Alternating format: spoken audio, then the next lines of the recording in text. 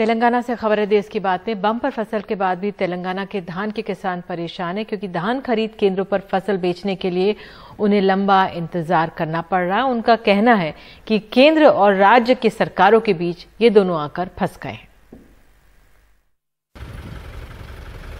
पिछले 6 हफ्तों से धनलक्ष्मी और उनके पति राजू तेलंगाना के भोंगीर जिले की खरीद केंद्र के बाहर अपनी धान की फसल बेचने का इंतजार कर रहे हैं।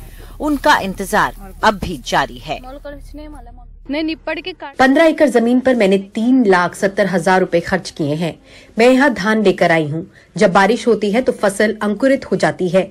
इसके बाद हमें फिर से सुखाना पड़ता है। ये फिर से भीग जाता है, लेकिन ये बिक नहीं रहा है।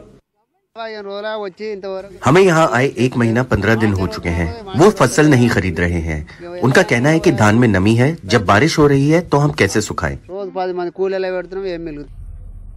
मलिया का कहना है कि धान और उनकी पूरी मेहनत को बचाने के लिए सिर्फ एक प्लास्टिक शीट का ही सहारा है। वो हर दिन 2,000 रुपए इस पर खर्च कर रहे हैं। अब उन्हें इस बात की चिंता है कि अच्छी फसल के बावजूद कहीं कर्ज के बोझ में न डूब जाएं। अब इससे कोई उम्मीद नहीं रह गई है। उम्मीद है कि जितनी लागत है बस वो निकल जाए, कोई कर्ज ना लेना पड़े। यही स्थिति है।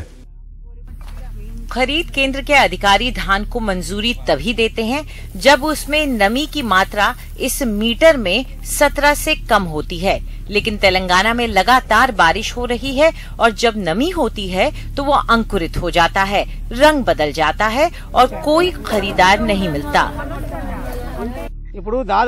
वो किसानों के लिए मुश्किल खड़ी कर रहे हैं। मैं करीब 3 महीने से इंतजार कर रहा हूँ, सितंबर से लेकर नवंबर तक। इतने दिनों तक धान कैसे ठीक रहेगा? बारिश होती है, फसल खराब हो जाती है, हम बारिश से बचाते हैं, उसे सुखाते हैं और ये फिर से भीग जाता है।